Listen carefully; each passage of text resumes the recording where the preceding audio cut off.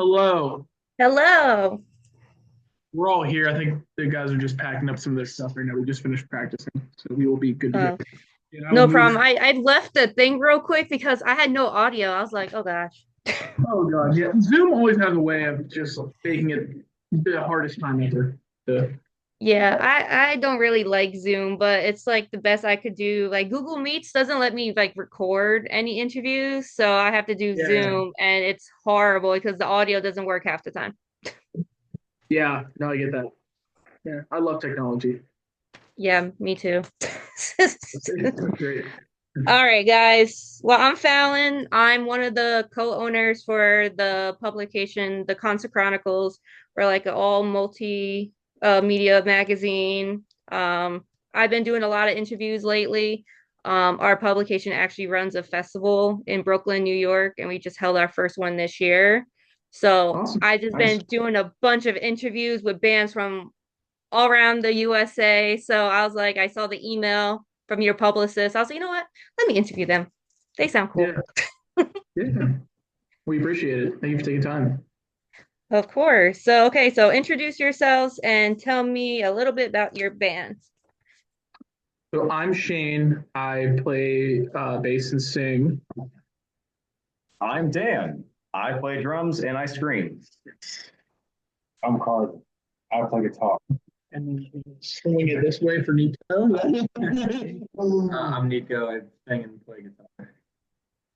Yeah, so I apologize. My setup is not great for all four of us in this shot, but we're gonna do our best.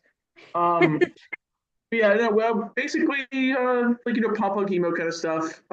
Really just got things going probably around 2020, 2021 ish, which is probably the worst time to really get things going as a band. But that's basically what happened. Prior to that, we played like a couple gigs, basically just like a bunch of covers and stuff. So we don't really count that. But yeah, just like one EP came out in 2020, and then our album's actually coming out tomorrow. So we're stoked on that. Friday the 13th. Yeah, Ooh. yeah, which I didn't realize. Woo! Like, The best day ever. I was like, I'm glad that an album is coming out on Friday the 13th. That's the best day ever. yeah. So we're stoked on that. But yeah, just been gigging, doing some weekender runs and stuff like that every now and again, just trying to get out, get exposure and all that fun jazz. So yeah, just typical band shit. So, how do you guys come up with Main Street Detour? So my buddy, this was like long before I even like really was playing music. My buddy and I were just like driving on the road, and he was like, "Dude, I feel like if you looked at a road sign, like it could be a band name." And I was like, "Okay, like I think that's a bit of a stretch. Like, what do you mean?" And like the first sign he pointed out was like Main Street, follow Detour. He's like, "Look, Main Street Detour, there it is, right there." And I'm like, "Oh, that's not bad." And then, well, we had our first gig booked, but we just didn't have a band name. And I was like, I just looked at my phone notes and I just found that there. I was like, "Hey, what about Main Street Detour?" Like, that works. Like, it was one of those things like, "Oh, it works. We could change it later." And we just like haven't. So I like, like that. yeah, That's it's kind of weird. that's simple and to the point. Yeah, That I like that. That's very unique. yeah. All right. So your sophomore album will be released tomorrow, Becoming Someone You Knew. Can you tell me a little bit about what the album means to you guys? Yeah, I can keep talking, but I would like to give somebody else the opportunity to speak on this if they wish. Nico, you wrote a lot of the songs. Uh, um, uh, uh, Basically, it's like a collection of songs. It's just, I'm stumbling on my words. I can speak if you want me. I got it. I got it. Throughout these like this, especially like COVID and like these past 4 years, we've all had a lot of very strong emotions, a lot of things that have changed, and basically every song is about like those changes and the people we've had and the people we've lost, and just growing as not just a band but as people in general. Um, and you can definitely hear some of those the hardships in the songs, and some of the good things too. Not too many happy songs, of course. We're a pop punk band, but like um, I'm drowning here. No, it's all good. Yeah, basically, I mean, you said it best. It's essentially just change over the past years. This is like we started writing a lot of the songs on the record when like all of us were in college or at least that age, and now we're at the point of like, okay, we're working full time and like benefits are on the horizon. This is scary. Like, what is this? And just like coping with like, yeah, it's basically just kind of learning to cope with a lot of change in your life and hopefully becoming a better person on the other side of that.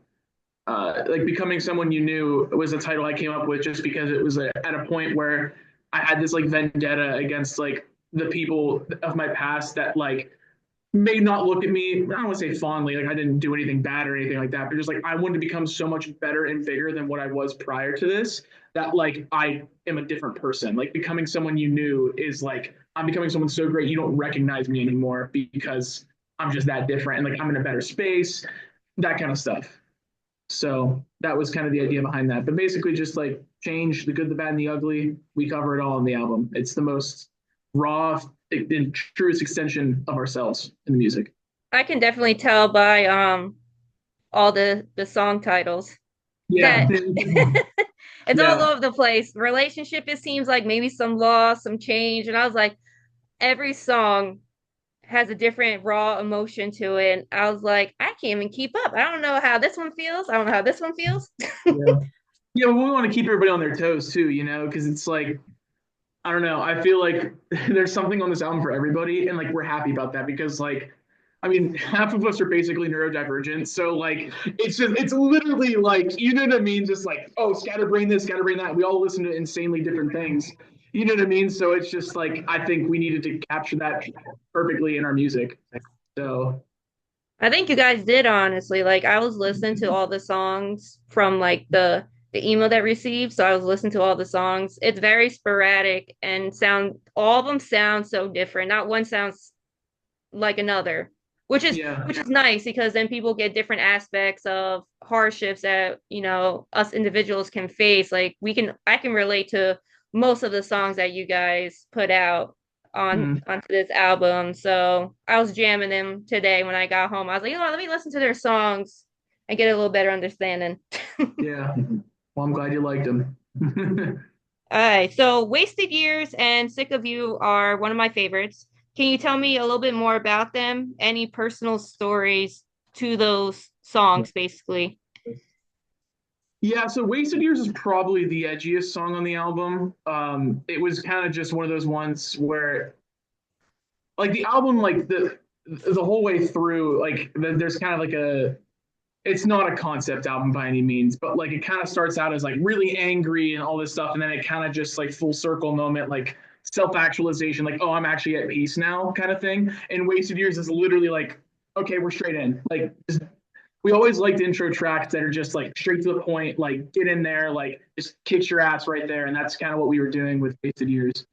Um, so Nico, you wrote that one. Do you want to talk on it a little bit? Wasted Years? Yeah. I forgot. Well, we wrote that one, but like it was kind of both of us. But Much hit on that. It's basically just like the immediate like you like screwed me over, you left. Why? Pretty much is like restart. No. Yeah. And I'm agreeing with what Chance. I like that it's the intro of the album. It's very like punch in the face. It's like immediately loud, and it pulls in the attention. And I think that, and we also play that first in our live sets too. So I think it really captures the crowd. And I can talk about Sick of You. Sick of You is basically the same thing. Basically, just dealing with somebody in your life that you just end up just being extremely tired of them because they just wear you down. Gets to the point where you end up talking about them so much, like all your friends are tired of them, and then you end up getting tired of them because the amount that they've like taken over your mind, really. And that it's like the name of the song is pretty much directly what it is. Be sick of you, being sick of somebody. yeah, and it was also cool because that's the first song that Nico brought to the table whenever he joined the band in 2021. And so like it's just cool that like even back then, and that was the thing too, is it's like when we were putting the record together, I had the thoughts like, oh wow, like he's been out for 2 years, we really want to put this on the record, but it like makes zero sense to not put it on the record because like it just thematically it fit perfectly. And with Come Off Strong before too, with like a little transition into it. We're like, okay, yeah, like it has to be on the record. So it's just cool to see that like even 2 years ago when we put the song out, and 3 years ago since Nico pitched it to us, that it was like still going to be a part of this project that later down the line is coming out. I like it. All right. So I read that it took you guys, like you just said, 2 years to create the album. So how was like the process? Was there any major obstacles that like hindered you guys to release it, or were you guys want to release it years later and like have a bunch of tracks? So It's kind of a product that I think of us self-producing it, yeah, more or less, and yeah. self-recording. You take this one. Get on in there, bro. I don't really have much to say about it. All the tracks we recorded ourselves, basically at my folks' place, and then Pete Zen had handled all the mixing and mastering for it. But we didn't really have a set deadline of like, we need to get this done by this time or whatever. It was kind of more going at our own pace, doing what we felt was right, I guess, to make sure the songs were as good as we could have them out. And I think we accomplished that. What do you guys think? No, I say so. It is also too like we didn't really know what we wanted. Like obviously we wanted a record, but like we were just writing because like just chunking songs out, making them, and then it all just kind of made sense. Like oh well, all these kind of share like a similar idea, and like these could all go together well. And then the idea of we got to record an album. Probably like halfway through that 2 year process of recording stuff is when we actually were like, oh okay, like yeah, let's do it. So yeah, I definitely agree. It's the product of self-producing, but it's also the product of we all have like full-time jobs. We are all coming out of college, and like so much is getting thrown our way. So and also we were focusing on playing live shows to like 5 to 10 people at the time because it was just like we didn't know any better. Like we were still learning everything we know now as we were going through trying to record an album because like I didn't know what to do. You know what I mean? I'm like, okay, I can track that. Like I knew how to record, but like not like do the record, do the promo, find a publicist that do things. Like like it's like everywhere we looked when we were continuing to do this process, I'm like, oh my God, this is so much work. Yeah, to release stuff, you have to have, reels, videos, promos, music videos, a publicist, like you said, and all that. It's a process, honestly. And a lot of bands put a lot of money into this stuff. I was speaking to a lot of bands when I interviewed them, and they're like, we put like thousands of dollars just for releases. I'm like, oh, that hurts. That hurts. That's expensive.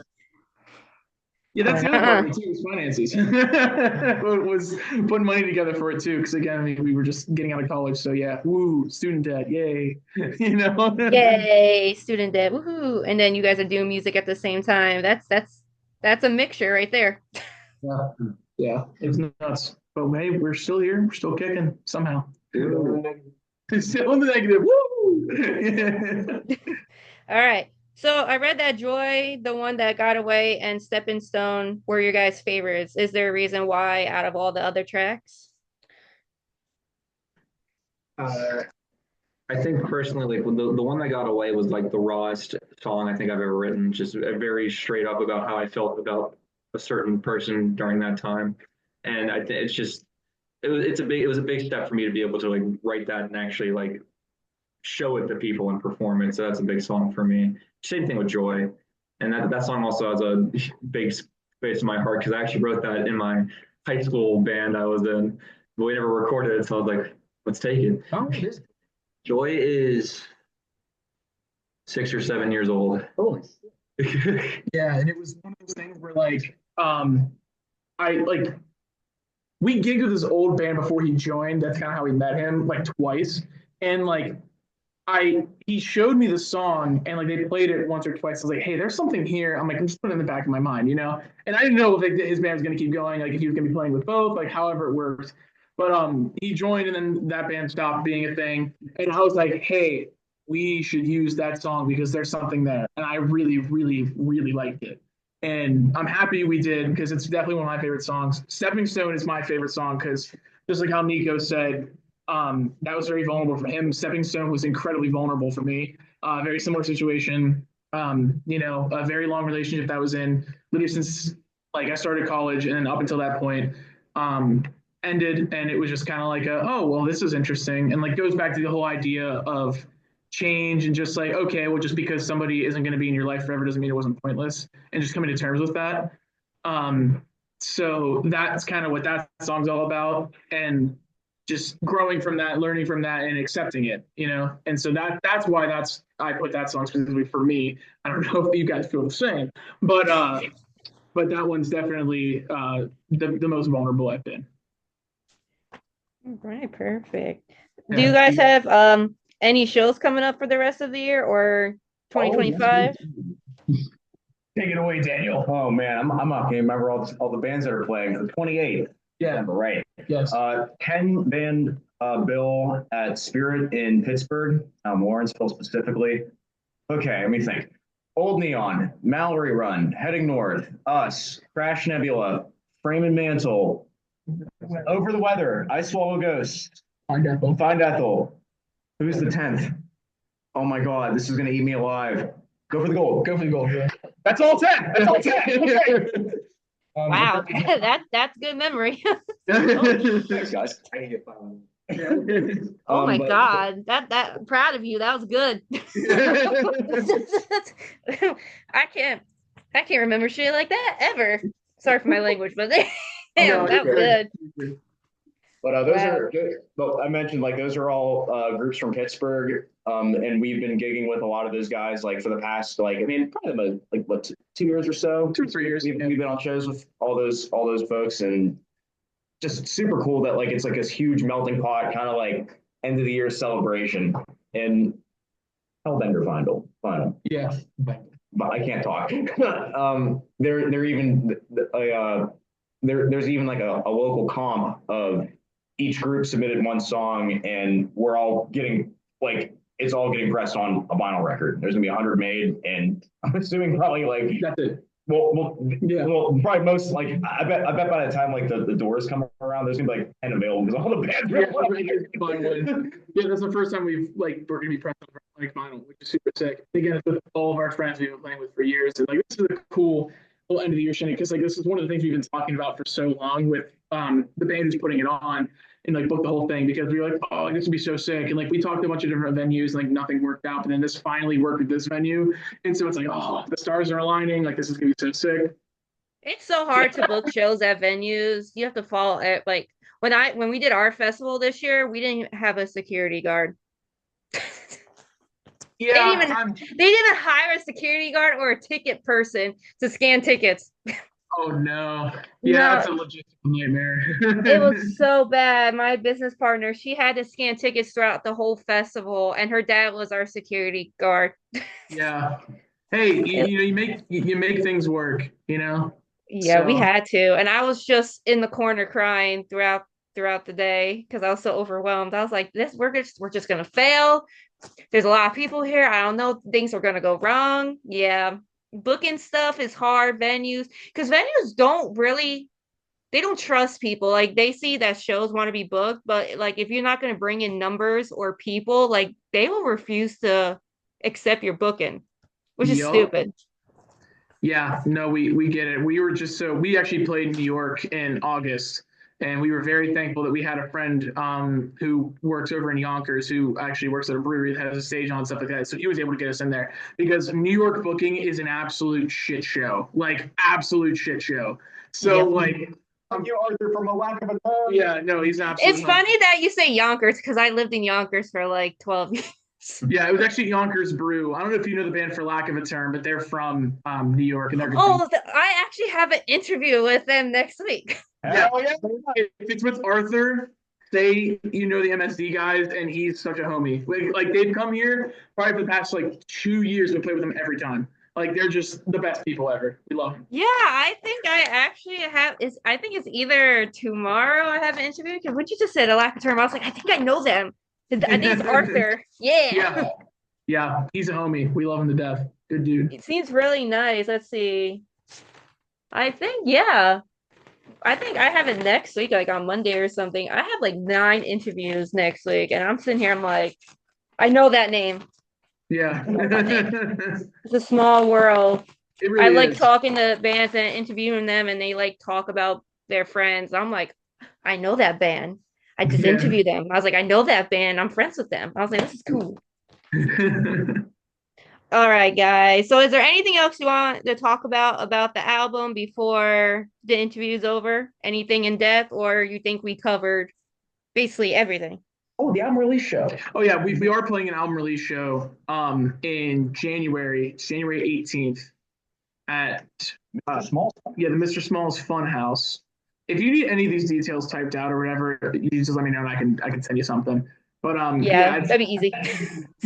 just I want to make your job as easy as possible.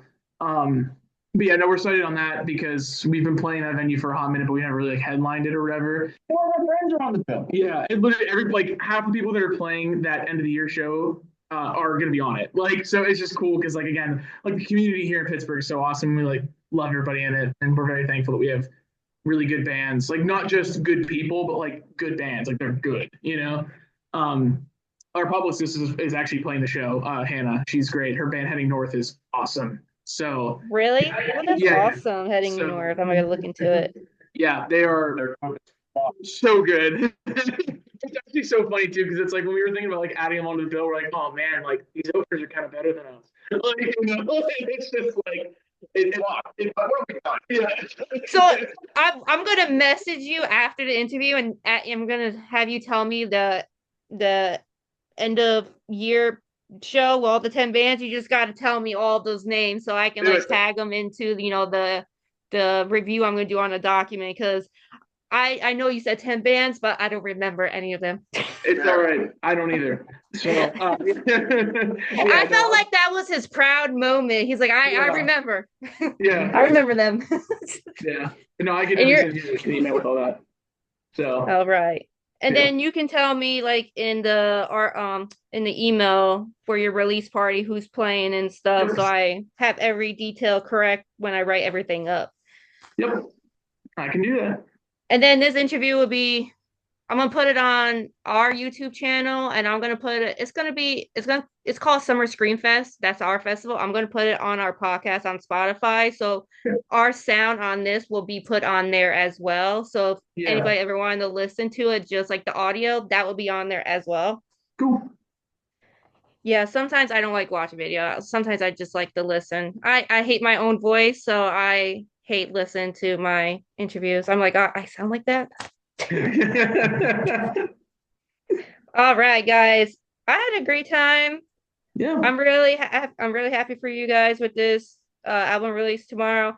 You know, my publication, I will share it. I'll share it on my festival page as well, so it gets you as much views and engagement as possible. Awesome. We really appreciate it. All right, guys. It was great meeting you. If you guys ever want to talk about anything else, I'm always down for a Zoom call or talk about more random stuff, and I don't have to be as censored and professional as I am today. No, I got you. All right, guys. It was great talking to you. Like I said, just send me over the stuff in the email so I have all the names and stuff for my document. Will do. Thank you so much. Thank you. Thank you.